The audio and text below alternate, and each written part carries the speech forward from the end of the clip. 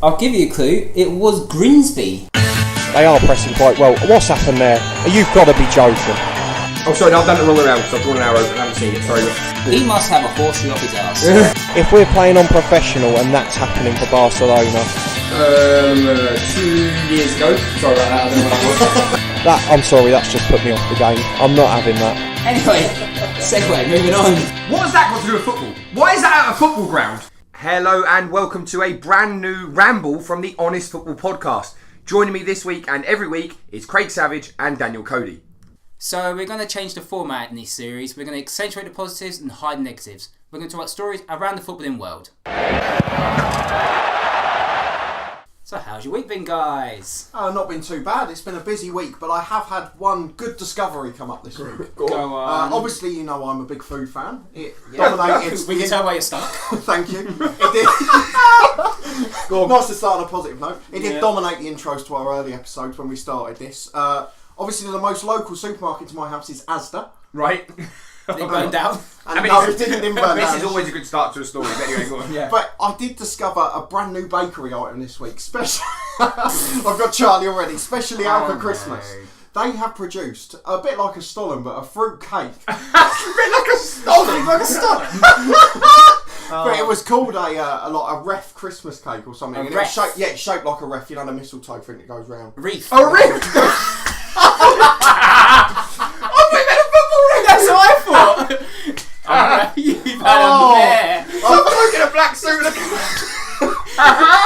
you get that from Foot Locker as well? Oh my god. You have had a mare. Right, okay, a Keep that in. Can I just point out, I got an A in A-level English once upon a time. Right, go on. Yes, so we got one of these cakes. It's a fruity cake, cherries on top. It is the best thing I've ever eaten in my life. So what's actually in it? Sorry. So it's quite a dense cake. So it's not the shape of a shirt, it's shape of a circle. This might turn into a review of the Great British Bake Off, but we'll run with it. It's got a lovely filling of fruit currants. Yeah, go on. Currants, raisins, sultanas, big cherries on the top, you know, dry cherries, beautiful stuff. Right. Lovely caramelised and iced on top. Absolutely brilliant with powdered sugar over the top. Right. Beautiful. Okay. So like the best things, Stollen. I'd highly recommend it. I think it's only a couple of quid. It serves 8 or 9 people. Have you So it's quite a big one. Oh Okay, yes, right. huge. have you seen the supermarkets they're selling pork scratching advent calendars? What? Yeah. No, pork I've seen a scratching. vodka one. Way. Yeah. Pork scratching. I think Sainsbury's selling, Ridiculous. yeah. Pork Absolutely scratching. ridiculous. I saw one in Iceland that they were selling as a... Was it a ref? No. It was a vodka one, but 24 of them were chocolates and only one was vodka, so I didn't quite get that. But Yeah. Was it on the 25th one? That's a nice little celebration. yes, I think it was actually, mate, on the last one. Well, Yeah. it had to be done, hasn't it? Charlie, what about you after that ref moment? I ain't gonna top that. No, I'll be honest. No, I genuinely can't top that. Well, I'll talk in a minute. I need to It's always good to start a new season in style and professionally, isn't it? Yeah. No, Lovely. nothing from me, lads. After that, no refs or reefs or anything like that. Well, speaking of refs, I went to see John Watson. John Watson came to my social club. Where gentlemen was eating dinner. Hang on. What link has that got to a ref? He commentated on referees. I don't know. See, look, my mistake has set the rest of this podcast up beautifully. I love the segue from John Watson to a I ref. created a segue that wasn't even there. Exactly. Go on. Yeah, so John you went to see John Watson. How was it? he was alright. He was okay, to be honest. He was So okay. the thing is, as soon as he started speaking, you get the hairs back in it. Oh yeah, you get that nostalgia of him, like hearing him on the TV, And on then the you radio. realise that he said it all on the radio before. On the TV. Well, no, because he started talking about when he was in commentating in the Olympics. Obviously, we He's weren't gone to a born. football social club. Yes, it was. Yeah, but then he was talking in his speech. He was talking about when he was commentating the Olympics and how he got stood up and. Got stood up. Well, yeah. Mate, this sounds riveting. How much I was didn't it? know Greco wrestling was still going. Yeah, they're still doing the Olympics. No, They're still doing it now. How much was the ticket, roughly? So you get He started with the three-course perks, meal. which means it's not cheap. So you get a 3-course meal, and you get a Comedian? Fair. and obviously the guest speaker at 45 quid. Okay, right. The food wasn't that great. I'm not saying I'm Not not as good as knocking that it ref cake, was it? because in fairness, I've been to other ones like that and they are really good. But I would expect to hear more about the football than John Watson's time in the Olympics. Yeah, for that amount of money per head. I was quite personally. surprised. Yeah, so I thought he was going to talk about something like a game like he did like with Ricky VR or. Yeah. How long did he talk for? Just out of curiosity. From what I can remember, it must have been about 15-20 minutes.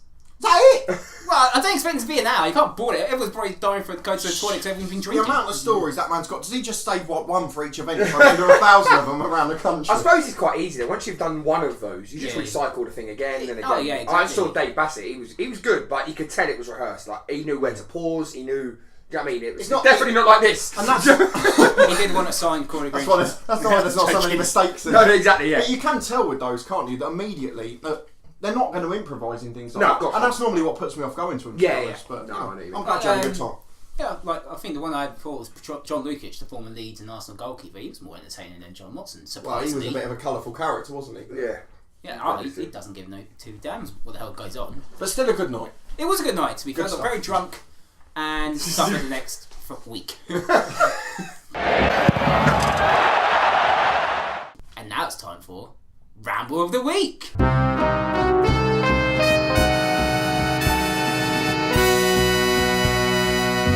No, your ears did not deceive you. It's not story of the week anymore. We have gone for ramble of the week. So, on a serious note, lads, what's the difference? What are we going to do? I guess what we're going to do is ramble, We're Charlie. going to ramble. So I assume we're going to start on. So we're not going to pick one main story of the We're week. just going to talk about our favourite bits of football this week. Favourite news, feel-good Any- stories, I'll be loans. honest. Between us and people who are listening to this, I was starting to flounder on the whole non-league thing after a while. Yeah. So it's better if we take a bit of that structure away to keep me still And interested. what we're also going to do, we're still not going to talk about the Premier League. It's Championship down, and anywhere else in the world of football. What it basically means is it just gives Charlie a licence to talk about Wales.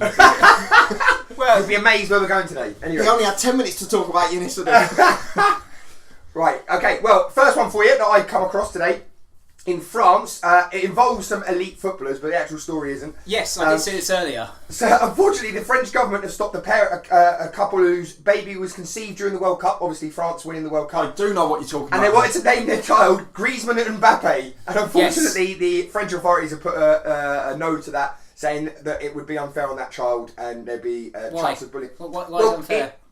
Because to be honest, Chance of bullying. well, yeah, because there was also another story about a parent wanted to name their child Nutella, and there was also no. This is going back to 2015, and this was in the UK, and they said, you know, there's a chance of them being bullied and Yeah, but taking this out of them. that's But when they get to with, a the, with the comment- greatest respect intended, that's stupidity. Yeah, no, I know, but Named then it after a brand. But Well, when you get celebrities in the world name their kids Apple, yeah, I understand that. Peaches, but then Griezmann and Mbappe's bullying. It- But then it they says can go, oh, when was you born? 2018. It says oh, here, what the happened in official line 2018? says, laws in won the World France Cup. mean authorities can refuse names if they are contrary to the interest of the child. The child's just been born. He's not going to say, oh, no, mate, mum and dad. Anyway, Don't call me Griezmann and Mbappe. That's that one. So Let's not Call get me too Hugo political. Lloris. no, the point being is you can't call your child Griezmann and Mbappe, or if you really wanted to call them, I don't know, Sterling Kane or something like that. It's Why not don't allowed. they just call them Antoine and Killian? Well, yeah, to be honest, yeah, I can't understand why you wouldn't do that. But anyway, that's That's not in the interest Not of in the the child. best No, interest of the there you child. go. But the child get to a certain age and go, I want to change my name to Griezmann and Mbappe. No, you said that. It doesn't work that. Staying in Europe really, really quickly. I don't know if you saw where the Copa Libertadores. Yes, the Libertadores. Copa Libertadores is Yes, being it's played now now in Madrid. In Madrid, 6,000 miles away from South America. It's So- quite a sad... I've got to be honest, I watched the gutted. first leg, I watched it live. Cracking game of football. Unbelievable. Genuinely really good And game of do football. you know what really annoyed me genuinely is the larger... Here we go. No, I'm not going to go too much on No. this, but the larger media sources in England before the first leg and before the second leg were talking about how great it was. There was so much passion and how boring and awful England fans were in comparison fans of English teams. And then you see the scenes before that, and I don't mean to be rude, and I appreciate again it's a minority ruining it for the majority. But looking at the videos and the footage, it wasn't really a small minority. No, was no, it? no, no. Let's be fair. Is that really classed as just being fanatical or passionate about it? Or when do we say you're actually just like the old 80s hooligans? Yeah, it does seem. Yeah, it's no place for it, and it's such a shame because it's ruined, in my opinion, what was an amazing spectacle of football. When was the last time for us in England that a final of a South American tournament was talked about? Like Yeah, that? exactly. Yeah, no, agreed. To be honest, I did hear that it's the one final they didn't want, as in. Oh, I because imagine- you knew what's going to Without happen. going And that's into what we have seen. without going into politics and policing of it, it must be a headache, a massive headache. Yeah, when but those it's two the final teams note they didn't want. Didn't they say that final, remarkably, those two teams had never been They've in the never final met together? in the final before. Yeah, I think it's 127 years. Yeah. Yeah, 127 years. 127 years. Two Never Argentine played each other in sides, the the big two, reached the final of the South American 'Cause it- Champions League. Yeah, Yeah, essentially. because it was supposed to go to Miami. So obviously, But even that, I mean, I don't know my geography, but it must be closer than Madrid, surely. Oh, God, yeah. But then I suppose obviously I imagine there may be more interest in Spain. Anyway, that's my first couple. Can I do a positive one? I've got a couple, so I'll spread them out a bit because I know Craig will probably have a moan at some point as well. The granddad of football. I wanted to talk about our favourite country in terms of football, which is Wales. Wales is indeed. But unfortunately, this one's England. Unfortunately, this one's not about Unisadu. Right. Okay. This one is about, and the pronunciations are going to go wrong again, Cambrian and Clydach. Oh, okay. Right. Okay. Yeah. They are a lower league side in Wales. Where? Third tier, I believe. As in where in Wales? Oh, no idea. Oh. Good job. I'm here to do football. Not Anyway, go on. I'm here to do football, not geography. Right. They played against the New Saints, obviously the only professional side in Welsh football, in the semi-final of the Nathaniel MG Cup, which is basically the League Cup in Wales. They beat them in extra time 2-1. The fourth successive Premier League side they've beaten in their cup run, and they are now, as a third-tier team, I think, in the final of the League Cup in Wales. Really? Which is quite a huge achievement. Yeah, that's obviously, you've had your bits with Unisadu, and I did see a tweet from Unisadu to say, this is by far story of the year. Yeah. And hopefully S4C, politics aside, will actually show that one in the Yeah, final. because they do well not to show the cup No, final. the other one, the other channel's going to show it. Yeah, but there was issue because they weren't. I know I said we wouldn't talk about this, but we're going to really quickly. They did say they weren't going to show that, even though that's in that round. They're It's not the gonna biggest show game. them, Yeah, They're exactly. not going to show them live. They're doing a feature. No. Well, still, anyway, they weren't going to even send cameras there initially. So, But let's give some focus to Cambrian, who've been a good side, and they've got to a final. I mean, it's a huge achievement. Realistically, you're talking about the same as sort of when Bradford got to the League Cup final in England. Yeah. Very similar sort of thing to that. Yeah. And I just thought it deserved a mention because to beat 4 top tier sides in a row is brilliant. and it's one thing to be, I think we could talk about the 5 tiers in English football, but they're all professional. We're talking about over there where you're playing the one professional team. Really, who win the league every year for against, to be honest, lads like ourselves. Really, essentially, you know what I mean. That's the standard. I'm sure they're a little bit better than that. No, but I mean, like, what I mean is your I don't like saying it, but your average sort of. But I guess the most impressive thing for me about this game on its own was the fact that they did it in 120 minutes against a professional side. They went ahead in extra time in the 100th minute, letting a penalty in the 107th minute, which I'm told was slightly controversial, but I didn't see it. I can't comment. And then took the lead again in the 113th. Which I just thought, that's brilliant. It shows character in a non-league side. Yeah. Oh, God, yeah. Like, they must be working in the gym all week just to keep up with them. But credit to them. Stuck in for 120 minutes. Took the lead twice. Can't go wrong with that. You got to show. They showed a lot of character. Thanks for that wonderful summary, Craig. It's a great I really appreciate that. Thanks for repeating it in non-Cockney It just make sure that I'm still here. No, go on. Now you know Charlie felt in a non-league. Yeah. The good thing on that... Darkness, Not high in the Welsh football, sorry, that's... The best thing for me on the Welsh football website is the fact that the last 4 news items related to that club are Cambrian and Clydach shock TNS, Cambrian and Clydach shock Newtown, and on, which I just thought was absolutely brilliant. But a good story for me, and I'll let Craig have a go now because he hasn't had one yet. Well, we're going to talk about a managerial appointment in the Football League, and we're going to go on to... This is probably the biggest story in the EFL this week, if we're not wrong. Forget the Villa 5-all game, we'll go on to it. Forget the actual matches, who cares about them? No, so, no, that was cracking. No, so the lowest placed team in the Football League, Macclesfield Town, have appointed Sol Campbell from England International, from Arsenal, Tottenham, Newcastle.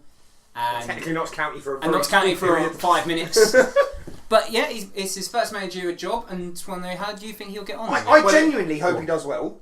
But the one thing that's already pissed me off is the arrogance of his. I mean, the interview was just oozing, just like it was cringy. Ego. Wasn't it great? Do you know the bit that made it clear to me? And I don't, as we well document, I don't profess to know a lot about lower league football, but he already, by his interview, you can tell this is a stepping stone. He has no, in my opinion, this is just a way in for him to then move on to sales, and it's almost the impression I get. Is that all of this thing like, oh, well, work me socks off? It's not. He's not really. It's so that he gets a little bit of notice, so then he can move to a bigger club. Agreed. And for me, that's a club like Macclesfield. But to have someone like that, basically a mercenary. I just thought it was disrespectful. The thing is, you say that, but he has to do well at Macclesfield. He can't just say, "Oh, this is the stepping stone to get to like a championship." Yeah. He has to do well at Macclesfield. No, he can't just be like. But rubbish. really, in a sense, if you had come to a club that's bottom of the league, etc., his interview all about him. If you listen to the interview back, what did he actually mention? Think about the team. Apart from the one quote he made about Macclesfield, he said, Macclesfield fans will probably be saying, what's going on here? That's all he mentioned about the club. Can I say the thing that concerned me most about this? Take aside what I think we all agree on in terms of Sol Campbell's egotistical rant in his... it was an egotistical rant in his press conference. Definitely. But taking aside that, and the fact he didn't mention Macclesfield once, bar that first statement, is, for me, that sort of proves that he hasn't done any research into the club. No. And it sort of goes with your point. He might well have watched a few games or whatever, but he hasn't looked into the club at all. He hasn't discovered its identity. He hasn't put time into seeing the background of it and where the club actually stands from a standing point. You know what I mean? Yeah. And for me, it just secured that they're going to be back in the National League. Do you think that he's just applied because there's just a job available, or he actually wants a job? Well, he said he claims to have applied for, I think it was up to 15 jobs. Yeah. Like that. And there is, I mean, without getting too, I know we say about not being political, there is obviously an element, you could start talking about, the BAME, minority sort of thing. There's a whole element of that. And maybe he has been unfairly overlooked for some jobs, or maybe not been shortlisted for jobs that he maybe could have been. However, but what proof has he got? His argument, and I'm not saying I agree with it, but his argument to a point is, well, what's the difference between him, Steven Gerrard, and Frank Lampard? Because those two got jobs at a lot bigger clubs than Chesterfield. Well, yeah, and that, I would totally agree with that. Yeah, if you want a job in the Football League, you work your fucking arse off to actually go. And this is, and you look, and I agree. Like Frank Lampard's doing a good job at Derby. They've made some really good football. We've got some good young players in. Steven Gerrard at Rangers, which you went to see the other day, Charlie. I did, yeah. Doing an alright job. He's doing alright. Yeah, I'll be honest, 3-0 flat. It was an awful game of football, but they're only focused on Europe, aren't they? And they're struggling in that. In the Europa League. So they're not going to pick the top leagues. Alright, Scotland's not the top league to be in, but it's equivalent to like Championship League 1, let's say. But you've got to prove your point. You can't just get a Premier League job straight away. You can't get I don't think he was after that. But the only point I want to make on this, because there was quite a big thing that Sol Campbell has made in the past, which you've alluded to, which again we're not going to get too much into the politics of, but it came up on our favourite station, Talk Sport, during the week from the same presenter who quite often just causes controversy for the sake of it, which suggested that the only reason he'd only been able to get a job at Macclesfield would be because of his race. Yeah. And my problem with that is we're looking at a situation where someone like Paul Ince before, who worked at Macclesfield, he did well. He got a chance. He moved up to MK Dons Blackburn and ended up managing the Premier League. The opportunity is there in modern football. Yeah. I'd like to think that most people of our generation and below don't take race into account at all, even in general life, let alone in terms of football. No. My problem with Sol Campbell, and the reason he hasn't had a job higher up, is because his attitude is a bloody disgrace. Yeah, definitely. If you're a lower league footballer, you talk about Macclesfield. Mm-hmm. A league below that, you could potentially be semi-pro. Yeah. And their level's not far off what you two guys have played in the past. No, I'd say and quite a gap. How would you... No, go on. If you'd have just applied yourself a bit more. My point with it is... He was an alright footballer, mate. How would you two feel? You think the excitement of someone like Sol Campbell turning up to Manchester Club, the experience he must have working under managers, the likes of Wenger, the George Rams and the people who were there before, Sven-Goran Eriksson at England, I know, a bit controversial, but he did a decent job. And then when you meet him, like the don't meet your heroes and what. Completely and agree. The attitude baffles me. Even before when he's done punditry and Sky Sports and things like that, you can just tell that he's not the right sort of character for a lower league club, and that's the only thing holding him back. It's nothing to do with politics and race and anything like that. And that's the thing. And I think it's the same reason Joey Fleetwood had to start leagues below Gerrard and Lampard. Joey Barton. Absolutely no. I can see what he did there. It's been a really long day. I can see what you did there, and I liked it. Okay, but yeah, Joey Barton. No, I totally agree. I think we'll move on from it in a minute, but I think if he wants to be successful there, he has to leave his ego at the door. And personally, I don't think he'll ever do that. I think he's going to have to wait for his first post-match interview. Yes, and we'll go from there. To summarise the point perfectly, Joey Barton and Sol Campbell are starting lower down than Gerrard and Lampard because of their attitude. Nothing else. Totally agree. Do you want to go to Ireland for a little bit? Yeah, let's go. Okay. How much is that going to cost us? This story starts quite sad, but then has a slightly humorous ending. Ooh. I don't know if you saw, but basically there's a lower league team, the Leinster Senior League in Ireland, called Ballybrack FC. Yes, I have seen this. This is ridiculous. I mean, so basically, cut a long story short, and get the negative part of the way. An ex-player of theirs was unfortunately involved in a car crash, which, terrible accident to be in. But the club pronounced him dead when actually he wasn't dead. He was back home in Spain. Yeah, he was back home in his living room getting texts from people, saying sorry to hear, blah blah. Obviously, why they were texting him, I have no idea. Because to be honest, He was supposedly dead. I don't know what they're doing. If his wife or children didn't know that his pin number, that was going to be relevant, exactly. But basically, he then became a little bit of a minor celebrity because the club pronounced him dead. They'd done a whole Twitter. They even did a minute. They postponed the game, didn't they? They postponed the game. They did a minute's silence before it, only for him to then contact me and say, "I'm not dead. I've just got a broken leg." Like, I'm back home in Spain. My native Spain. I'm fine. Basically, he said, "Yeah, I've just got a broken leg with my whole life in front of me." So which I think translation. But yeah, I just thought it. No, obviously the club did it with the best of intentions, and you're talking about the Leinster Senior League is, borderline the club amateur. did it with his best intentions. No, what I mean is they obviously thought he was actually dead. There must have been a miscommunication. They're not going to. I mean, they're not going to just start right. He's been in a car crash, assume he's dead, sort of thing. No, someone must have. You know what the rumour mill's like? Someone said that he's dead. It's everything that's wrong with social media, isn't it? Just pronouncing people dead. Didn't they say they needed the game off? Well, the thing was, ironically, the bloke obviously followed the club on like Twitter and everything, and he actually saw his own death being pronounced in front of his very eyes while he was sat there on his phone looking at their Twitter account and stuff like that. So, obviously, a serious connotation because at the end of the day, maybe you shouldn't laugh at that sort of thing. However, it had quite a humorous ending. Which I just wanted to pick you up on one little thing there, and it's just a timing issue.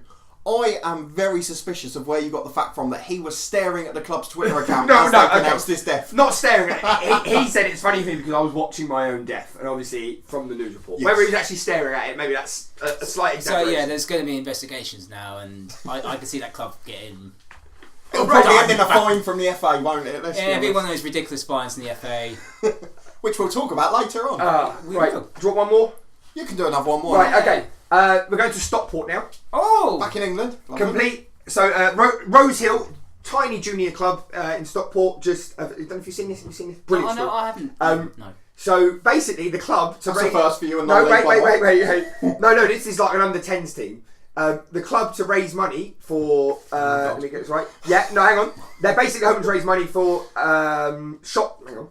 There we go. Come on, Charlie. Oh, training equipment. Sorry. New series. Charlie loses his terms again. Basically, to raise some money for the training equipment and kits and stuff, they've turned their players into Panini football stickers. Oh yes. So you can actually buy your little Johnny or whatever his name is as a football sticker. They've done little poses and all of that. So apparently they've sold some in Spain and things like that. Oh. So all the players have been photographed, and we just think the football community is innovative, isn't it? Innovative. That's a very good word. Football community. So yeah, there you go. Ain't that right? Can I bring up a couple of little ones? So one. I heard their stories. Little stories. Oh, that's alright then. One of them was a little bit of a moan from Concord Rangers that I don't know if you saw last weekend. Who've got their own app, by the way. They have. I'm going to mention that in here as well. They had a game at home to Wealdstone. They had a game at home to Wealdstone. And they sent a tweet. It's been a really long day. They sent out a few tweets afterwards about the state that the Wealdstone players left the dressing room. I saw that. Disgraceful. Oh, yes. Absolutely. Actually, that is a question I was going to ask you after you started talking about Wealdstone. So I just wanted to know, obviously... The club, obviously, a lot of people said they probably didn't deal with it in the right way, send it out publicly instead of just actually contacting the club and saying what the hell they're playing at. But they did. It did have another happy ending. To be fair, I've done the same thing. What, you just left bananas everywhere? No. As in,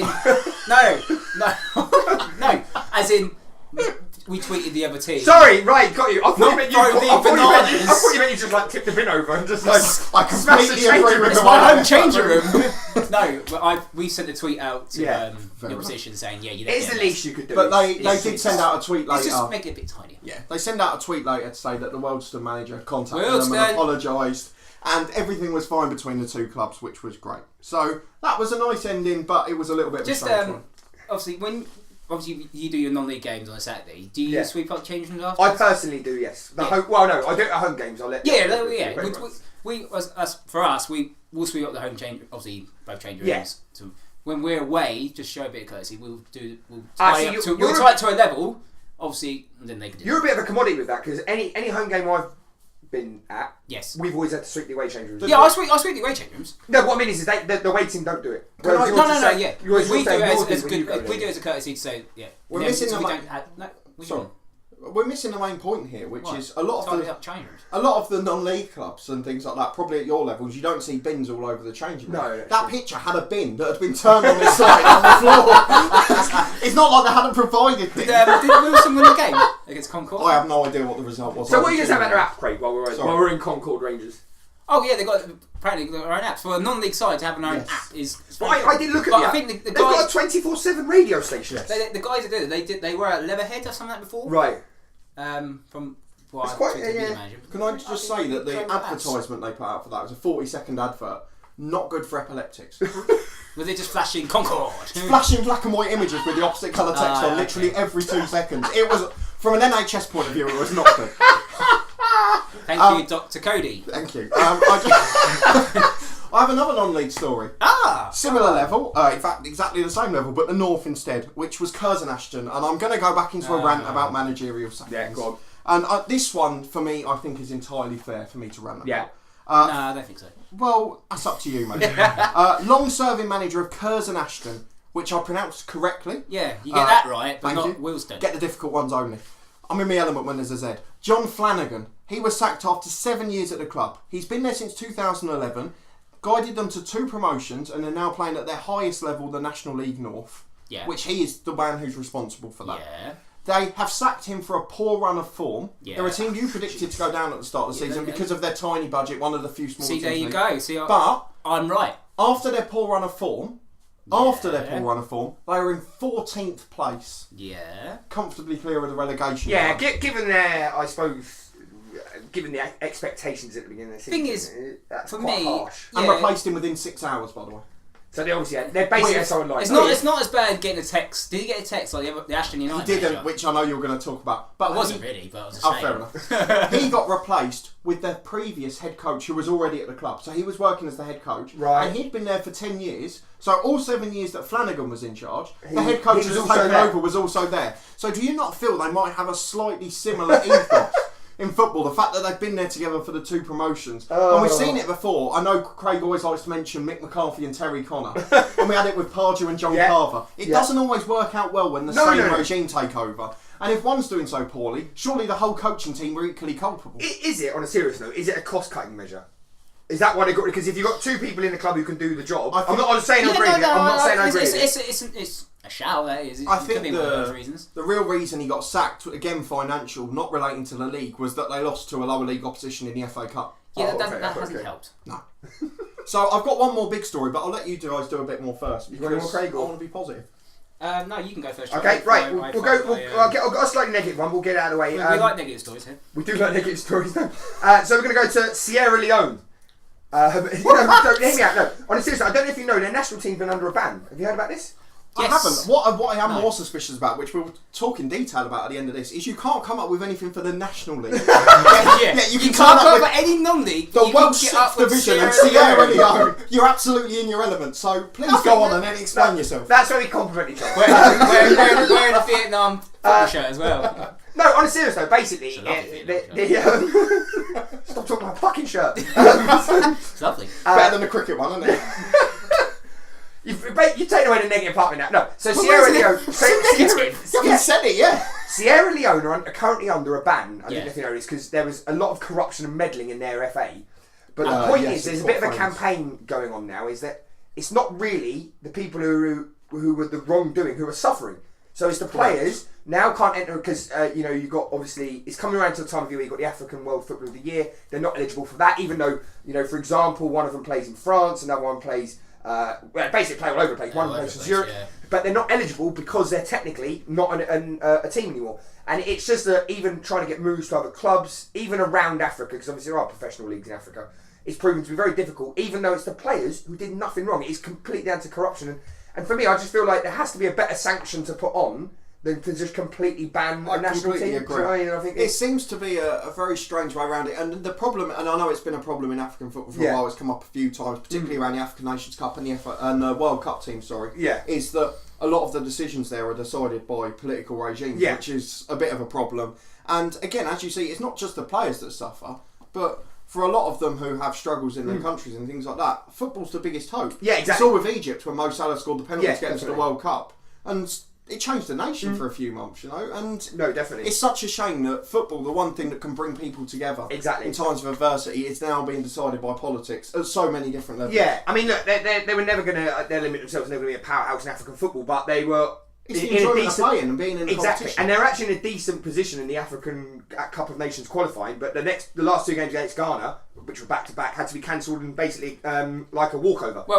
So basically now, even if they eventually get back playing, they can't qualify for the African Cup of Nations no matter what. Well, we don't know where the African Cup of Nations is going to happen because the Cambrian just been stripped from hosting it. Yes. Well, yeah, exactly. Again, it's a shame. It seems to come up every time a few months before the African Nations Cup. There seems to be a story, and it's always political. Can I just mention one side note on Sierra Leone? The only thing I ever remember about him is in the Football Manager about 10 years ago, Curtis Davis was eligible to play for them. Was he really? I don't remember from it. Forget what I was saying, Curtis, by the way. He went up on the stretcher over there. He had an injury, didn't he? Yeah. I'm going to mention one thing. It happened a couple of weeks ago, but I thought it would be something different. So, Cornwall are now going to play international football. Cornwall? Oh, because they have their own language, don't they? Like, as far as I'm aware, Cornish is a separate language. It's like a separate culture. So they have joined CNIFA, which is the that's that type level like Micronesia. It's the Confederation of Independent Football Associations. Yeah, I've heard it. Apparently, they play. It's a big tournament actually. You have teams. But you know those like tiny Pacific islands. Yeah. All of them have teams. Like Micronesia, Tuvalu. It's the second English team now to join. But they're not an English team, they're the Cornwall team, aren't they? Because they're not the same country. So who's the other one? Yorkshire. I'll have a day off. Yeah, Yorkshire. Yorkshire's massive. Yeah. That's shocking, I'll tell you what, lads, we could be playing for Bedfordshire soon. Well, no, but you know what I mean? Right, what language is Bedfordshire? To a very, very slight point, I would accept Cornwall, because outside of Truro, is there anyone else who plays there?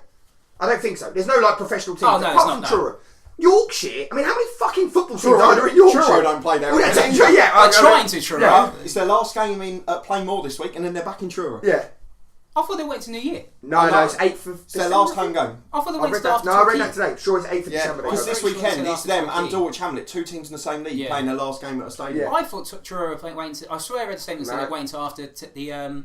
No, definitely. Check, honestly, I'm probably wrong. But yeah, the point being is that how many fucking teams are there in Yorkshire that you can't find a team to play for? Like, why do you need to be what's the word? Like an independent. That's ridiculous. Absolutely ridiculous. That's pissed me off. That has properly pissed me off. Wow. No, because there's actual tiny islands and countries who could do with having a bit of exposure and a bit of thing to play football for. Yeah. Fucking England. How can you not find a football team in England? That is bullshit, honestly. I'm not even going to do any more story now. You can fuck it. Can I finish things off by cheering us up a little bit? Please, because I'm alright, I'm fine. That has fucking annoyed me so much. I found something that annoys you. Before I do my last big story, I just wanted to mention one thing that was actually current from the footballing world, which is the curious case of Chesterfield. Oh yeah, the draw specialist. The draw fantastic specialist, unbeaten. Who have broken both of their club runs. This is brilliant. Go on, I love this. I can't. The thing is, I love football and football loves me, but I can't understand how this stat works. No, I'll explain it in a minute. I know why, but it should never happen. They are 18 league games without a win. Right. They are, however, 12 games unbeaten in all competitions, which is their best run in 12 years, and their worst run in about 30. So they've drawn 9 consecutive league games. It's just a fantastic story. Obviously, the way these all work out is because they've won FA Cup games in the meantime. Yeah. Other than big that, old guy. Denton. So it's both their best and worst run. Their best and worst run in over a decade. So how can you have like a board meeting with your manager? Goes, all right, let's review your season so far. Well, we haven't won in 18 games. Start talking about mindsets now. Are you a pessimist or an optimist? Because that is literally the definition of it. You get a little balance machine. You've got a case where the board could come into it and go, I tell you what, you're really not performing. We're on the worst run in over a decade. And but hang on a minute, I'm on your best run in over a decade. I'd love to be a fly on the wall in that one. Who wins out of that? Well, obviously it's Martin Allen because he's still there, but they do need consolidation on the serious note. Yeah, but they're on the bottom 4 now, so come on, finish this off with a good. I'm going to finish you off with a positive, and I wanted to talk about a case. It's something that I wanted to bring up a couple of months ago, and I didn't do it because we couldn't work it into our old format. And now the non-league paper have gone and stolen my thunder by doing a story on it. Was it about Only Town? I mentioned it. It's not. Opie Town, sorry. It is not Opie Town, which, by the way, all existence of that AGM has disappeared on the website. Very interesting. Well, let's get Panorama. Something a little bit crafty there. And I had a few fine suspensions before, so we won't go into that one. But I want to talk about Dorking Wanderers. They've got a new ground, by the way. It's lovely. That's part of it. Stop ruining his story! Dorking Wanderers, who have only been in existence for 20 years, 19 years, they have, in their 18 full seasons, had 12 promotions and are now one league below the National League South and North and are top of the league at the moment. So effectively, effectively, they are where Billericay were last year. Right. But why I wanted to highlight them is because they've done it the right way, despite something I'm morally objective with before. So the owner, who is a man named Mark White, Mark with a C. You've always got to be wary of those. You can get Mark with a C, right? You can't get Millstone. And he's obviously had a bad experience with Mark with a C. And I'm talking about him in comparison to a Glenn with 2 N's, which you've also got to be wary of, which is why I've made that link. But he is a manager who is an owner who is also managing his club, which is why I'm linking the two. Oh, right. Yeah. But he's done it the right way. So they've got 12 promotions in 18 leagues. Craig mentioned that this summer they moved into a brand new stadium. Yeah, the County FA work there as well. And Surrey FA are going to be working from there. They've linked up with a lot of community facilities to try and bring money in to make it viable over time. It's a 2,000 capacity at the moment, but it's got room to expand around the sides for the terracing and things like that. But what I also wanted to mention was last year they managed to deal with a Surrey-based home building place. So sort of like an estate agents who are building new homes. And they are sponsoring them over 5 years for a 6-figure sum. Really? So even over 5 years, that's a minimum of, $20,000 a year. And the way they've got around this is they already had a shirt sponsor and all that, but they're sponsoring all of their kids' shirts, training kits, community kits, and they're going to be doing loads of the hoardings around the ground and things like that. But it's a really good deal for the club. Yeah, definitely. And obviously, being in Surrey, it's a slight advantage over, say, some of the dreary places like we're often accused of in Luton and some of the smaller towns up north where the economy's not in such a great place. Yeah. But I just wanted to mention the fact that 12 promotions in 18 years, now 1 away from the National League North and South. Incredible. And I'm really hoping they come up because they're a perfect team for Football Manager next year, let me tell you that. And on that note, so you hope they go for your selfish ways. Yeah. But not fancy going to see the club. You just want. The one thing I liked about Mark White is that his statement most recently about the stadium and the way the club's moving forward. In this interview for the non-league paper, he talked about the club the whole way through. Something we've alluded to other people not doing. And Glenn Tamplin's one who's notorious for that as well. And he did mention that I'm quite happy to step down as soon as I know it's not the best for the club. I will completely dissolve myself from football decisions and go forward with a new manager. And he's also managed to get players in from higher levels because of their new facilities. So they've got a few lads that used to play at AFC Wimbledon. I think their names were Luke Moore. I did briefly think it was former Swansea Luke Moore, but it wasn't. Exactly. Jason Pryor and one other lad. But they've got 3 lads from there. And although they mentioned that some of them are on higher wages at that level, they've still got a lot of young players who are learning from them. So I just thought they're doing it the right way. They're getting investment from the local community and building links with local companies and facilities and deserve a lot of credit for it.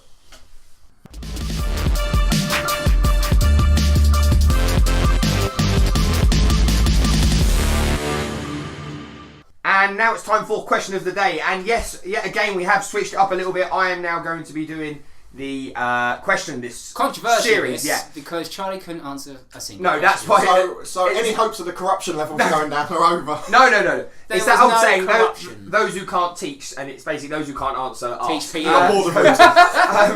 So, first question. Now, it is slightly Premier League based, but it's about a club that isn't in the Premier League at the minute. Okay, so your question is: which 4 players who have played for Leeds United have worn the number 9 shirt in the Premier League? Which 4 players have worn a number 9 shirt for Leeds United in the Premier League? I know one. Go on. Hasselback was one. Mark Viduka. Yeah. Keane didn't wear 9. No. 1-1 at the minute. What happens if it's 2-2? He hasn't. Brian Dean. Brian Dean was one. Oh, that's great. He needs the other one. Tony Yeboah. Not Tony Yeboah, no. He was 10 as well, wasn't he? I was going to say Wallace, but it wasn't him. What era are we talking? It's got to be an older one, hasn't it? Mid to late 90s. Oh. It's before Hasselback. It would have been with Yeboah. Who was up front with Yeboah? That was Wallace. Fair play if you get this. Oh. It's too early to be Joachim. Joachim? Joachim never played for Leeds. Yeah, he did. No, he didn't. Yeah, he had 1 season. When? About 2001. Anyway, back to the question. So, Craig, you've currently got 2. You had Brian Dean and Hasselbank. Jimmy Floyd Hasselbank, Daniel on Mark Viduka. I am going to have to tap out in a minute, I think. Robbie Fowler? Not Robbie Fowler, no. No, it's going to be old. Robbie Keane was 10. He didn't go to 2000, I did. He was at Coventry. No, I'm going to have to tap out. I'll let Craig take the 1-0 lead. Tapped out. Or 2-1. The correct answer was Ian Rush. Oh, no! I thought Ian Rush wore 7. No, he wore number 9. So you had Brian Dean from 1993 to 96. Then you had Ian Rush from 1 season, from 1996 to 97. Jimmy Floyd Hasselback, 97 to 99. Mark Viduka, the year 2000. Sort of showed our generation back there, didn't it? That I got the most modern one and Craig got the other. So it is a 1-0 lead. I've never got Ian Rush. And yes, we know what Craig will be doing now. Winning! As you'll see from our retro games videos, Craig Savage will now be slide tackling and taking me out every time I try and answer that, by the way, yeah, we'll talk about it another time, but that video... You'll see it on camera soon. And that's it for today's Ramble. Don't forget to like, share and subscribe. And you can tweet us at HonestFootball3. And we'll see you next time.